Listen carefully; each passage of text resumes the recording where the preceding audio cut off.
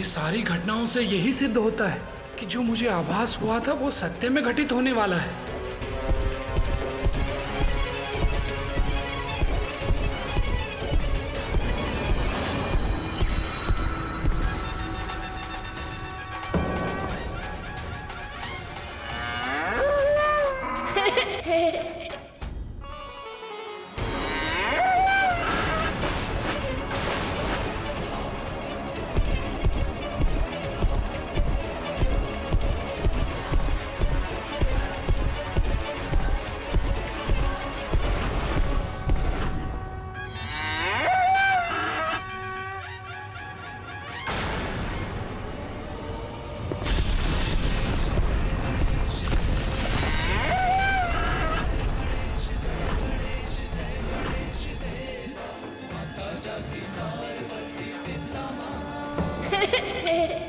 चतुर गणेशा।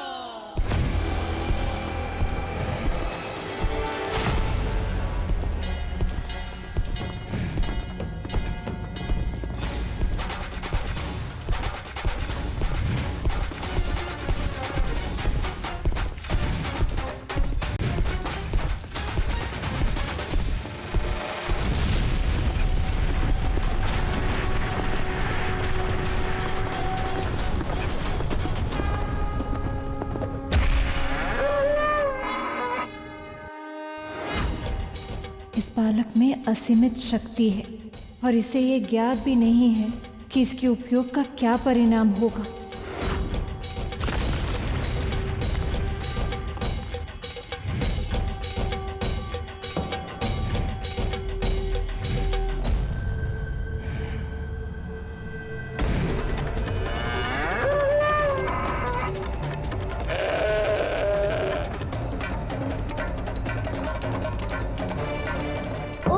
तो ये दोनों मिलकर मुझ पे वार करने की योजना बना रहे हैं।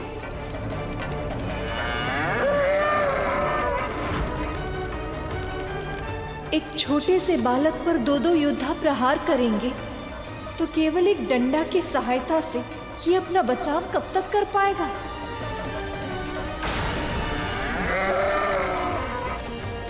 प्रभु, नंदी और श्रृंगी ऐसा कैसे कर सकते हैं? महादेव के ये दो गण सात्विक प्रवृत्ति के धर्म का पालन करने वाले प्राणी हैं देवी। वो अकारण ही कभी किसी पर आक्रमण नहीं करते, पर महादेव को कैलाश में प्रवेश करने से रोककर उनकी बात सुने बिना, कारण जाने बिना ही उनका अनादर करना अनुचित है।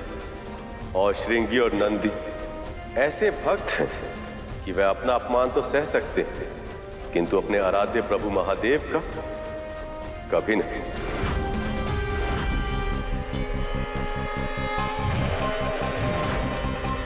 और जहां तक प्रश्न सहायता का है माँ, तो ऐसा लग रहा है कि सहायता की आवश्यकता बालक को नहीं अपितु श्रृंगी और नंदी को है। आओ आओ, ऐसे आनंद की अनुभूति कराऊंगा कि कभी भूल नहीं पाओगे।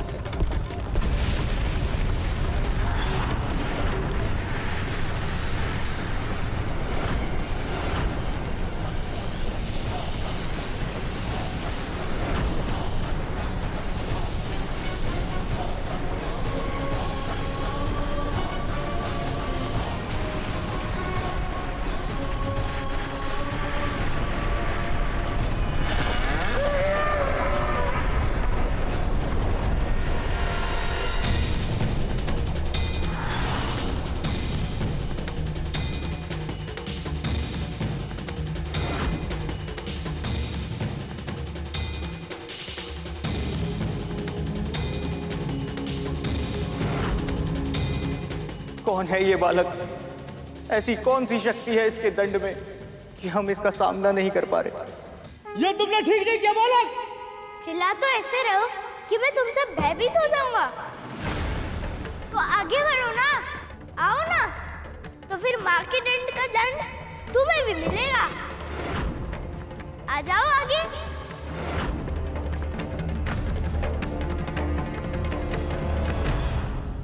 बालक की लाठी में मां ललिता की शक्ति थी, और उस महान शक्ति के सामने इस संसार की बड़ी से बड़ी शक्ति असहाय हो जाती है। उस शक्ति का सामना तो बड़े से बड़े देवता के लिए भी कठिन होता। तो फिर श्रृंगी और नंदी के लिए तो ये असंभव ही था। तूने सत्य कहा करो। इतने वर्षों बाद आप समझ पाई हो कि तू जैसा है वैसा क्यों है, क्योंकि तेरे भीतर तेरी मां की तपस्या की शक्ति है और उसी शक्ति के प्रभाव के कारण तुझे पराजित करना असंभव नहीं, किंतु हां कठिन अवश्य है। किंतु मैं ये पहचान ही नहीं पाई। अपने अभिमान में ये सोचती रही कि तुझे दास बनाकर नियंत्रित कर सकती हूं मैं। कितनी बड़ी मूर्ख हूं मैं। लोगों को ज्ञात हो जाता है कि उन्होंने क्या भूल की, किंतु ये बालक को ज्ञात नहीं था और इसीलिए वो अभी शिव गणों को चुनौती दे रहा था। तुम सब कहते कि मुझे बांध लोगे, बल से भीतर प्रवेश कर लोगे। यदि मैंने तुम्हें रोकने का प्रयास किया तो तुम्हारे स्वामी तो बहुत क्रोधित हो जाएंगे ना, और मुझे भस्म कर देंगे। एक बालक से पराजित होकर मन विचलित हो गया।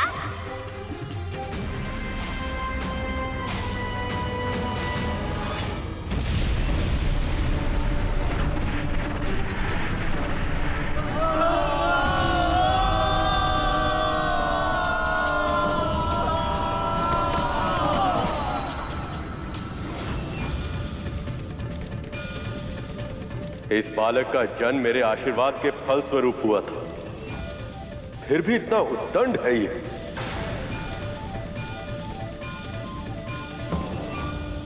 हाँ स्वामी, इस बालक के व्यवहार से तो मैं भी चकित हूँ। इतना समझाने पर भी इसे आभास क्यों नहीं हो रहा कि माँ का आज्ञा का पालन का अर्थ ये नहीं कि दूसरों का अनादर करे। परंतु गुरुदेव, मैं समझ नहीं पा रहा कि वो बालक तो माँ पार्वती से उत्पन्न हुआ था, तो फिर वो इतना उद्दंड और अभिमानी क्यों था? गरुड़, छोटे बालक गीली मिट्टी की तरह होते हैं। उन्हें कोमल हाथों के स्नेह की आवश्यकता भी होती है ताकि उन्हें सही आकार मिल सके, और भट्टी की आंच के अनुशासन की भी आवश्यकता होती ताकि वह बलशाली और परोपकारी भी बन सके। जानबूझकर किया गया कार्य भूल नहीं, अपराध कहलाता है। मुझे पता था ना कि मैं तुझे महल से बाहर जाने की अनुमति नहीं दूंगी, इसलिए तूने मुझसे झूठ बोला। औषधि लगा रही हूँ तो जलन हो रही है, जब मार रही थी तब तो आ तक नहीं की। सत्य कहा गुरुदेव ने। माँ ने भी बहुत अनुशासन के साथ प्यार और डांट दोनों का पालन करके ही मुझे इस लायक बनाया। उनके बिना मैं कुछ नहीं। जब माता पिता के पालन पोषण में आवश्यक संतुलन नहीं होता तो संतान हठी और उद्दंड हो ही जाती है। माँ पार्वती ने अपने बालक को अपार स्नेह तो दिया, परंतु उसे अनुशासन का पाठ नहीं पढ़ाया। इसलिए जब उस बालक के हाथों में शक्ति आ गई तो वे स्वयं को संभाल नहीं पाया। माँ की लाठी में समाई शक्तियों ने उस बालक के मस्तिष्क में अभिमान भर दिया था और वह ये भूल गया था कि संसार में जो कुछ भी होता है प्रभु की इच्छा से ही होता है।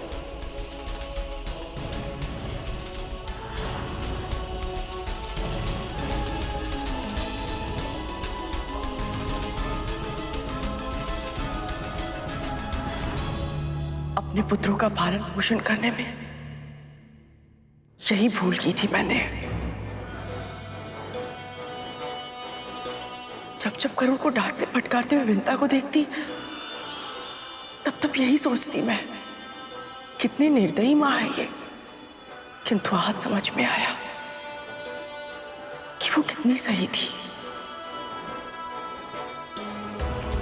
मैंने अपने पुत्रों को केवल प्रेम दिया, उनके मन की गीली मिट्टी में असीमित महत्वाकांक्षा के बीज बोए, किंतु अनुशासन के चलते सींचना भूल गई। संतुलन का पाठ ही नहीं पढ़ाया मैंने उन्हें, और इसलिए मेरे पापों का दंड मेरे पुत्रों को भोगना पड़ा।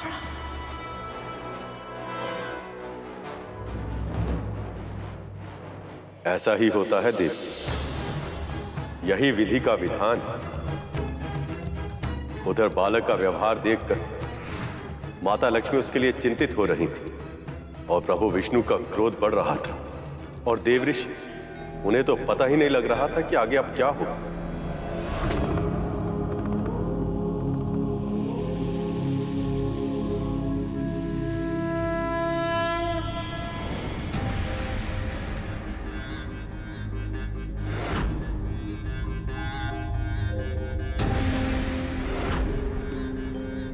बहुत देर से इस बालक को देख रहा हूं मैं। अब समय आ गया है कि कोई से भय का अर्थ सिखाए। अब तो आप ही ये प्रयास कर सकते हैं महासर्प। बस इसके बहुत निकट मत जाइएगा, इसके दंड से बहुत पीड़ा होती है सर्वश्रेष्ठ। चिंता मत कीजिए, मेरा महाविशाल रूप इस बालक को भयभीत करने के लिए पर्याप्त होगा।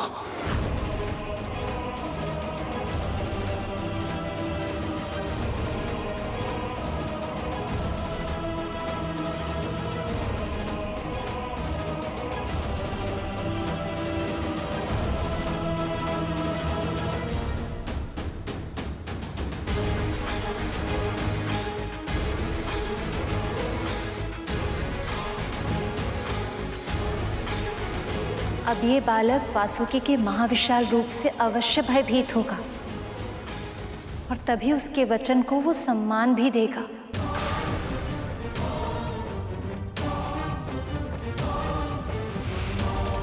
मैं आशा करता हूं कि ऐसा ही होगा देवी, अन्यथा परिणाम बहुत बुरा होगा। अज्ञान और अभिमान के कारण कहीं ये बालक अपना ही अहित न कर बैठे।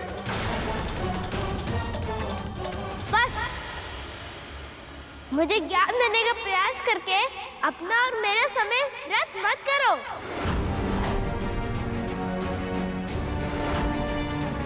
तुम सब अब तक नहीं समझे, पर मैं समझ गया हूँ। जो दंड के योग्य होते हैं वो फल खिलाने से नहीं मानते।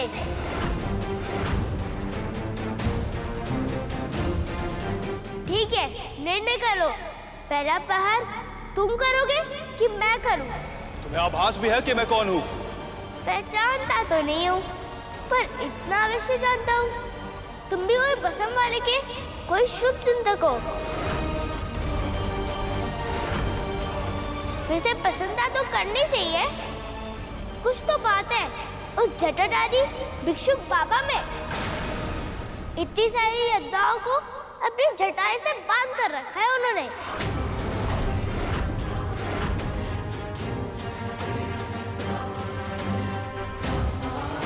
अपनी वाणी को विराम दे बालक, क्योंकि यदि मैंने अपना मुख खोला तो फिर विष निकलेगा। ओह, तो तुम हो वो विषधर सर्प जो त्रिनेत्रधारी के कंठ में लिपटे रहते हो। प्रशंसा तो निश्चित ही करनी पड़ेगी, बहुत बड़ा पशुपति है वो। नेड़े बैल, और अब सर्बियों की ओर से युद्ध करने आ गए। लगता है वो स्वयं भिक्षा मांगकर तुम सबकी भूख मिटाने में सक्षम है।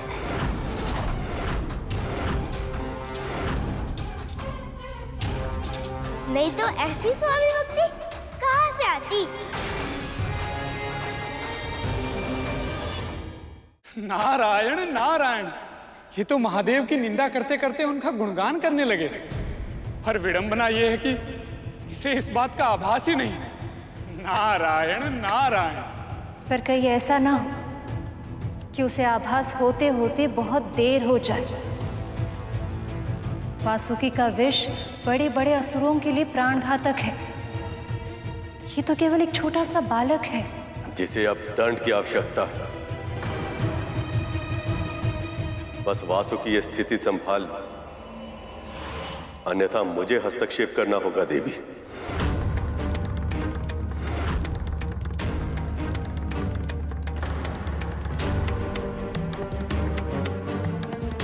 ध्यान रखना, यदि तुम स्वामी भक्त हो तो मैं भी मात्र भक्त हूँ।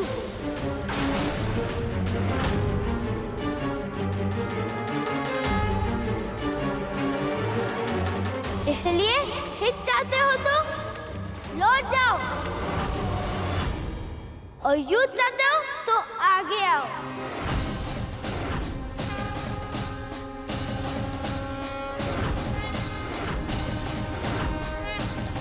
वैसे भी जल में कीड़ा करने वाले किसी साधारण सर्प से अधिक नहीं हो।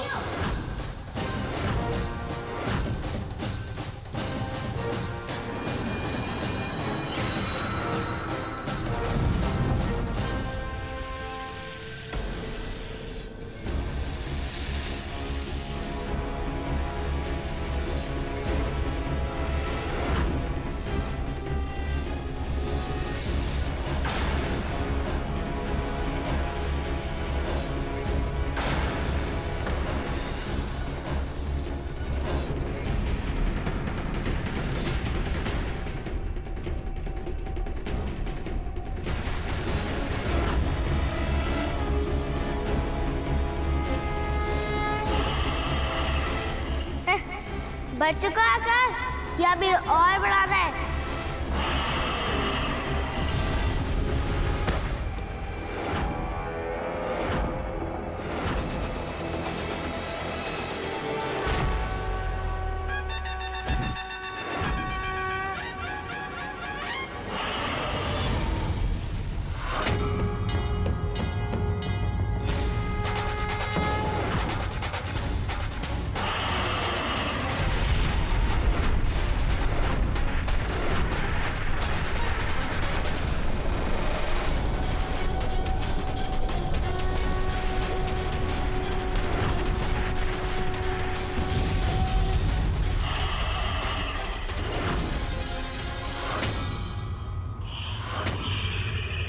यही सामर्थ्य है तुम्हारा?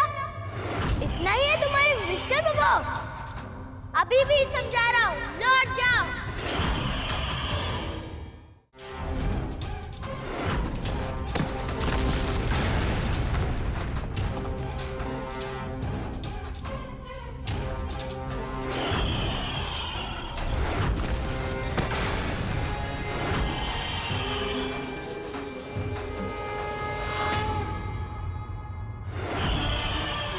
है सर, तो पूरी क्षमता के साथ आक्रमण करो।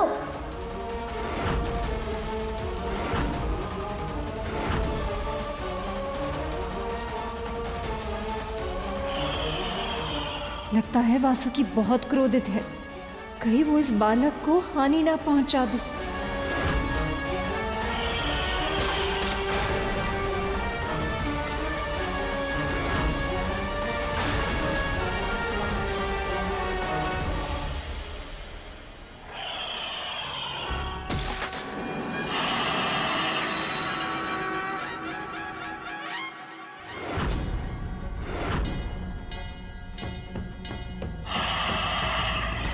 बहुत बोल रहा था ये तुम्हारा मुख, अब हुआ ना मन।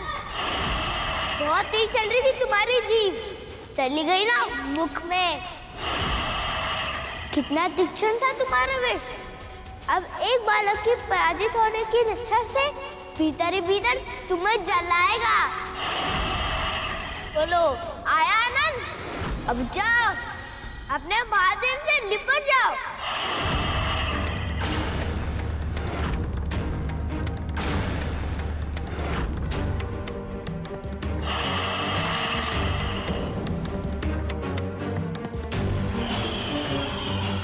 विष तो ठीक है तुम्हारा, पर लक्ष्य भेजने में बहुत ही कच्चे हो तुम। सदा सुख भर में चुप जाते हो। अब देखना ये लक्ष्य भेद का अभ्यास कितना अच्छा है।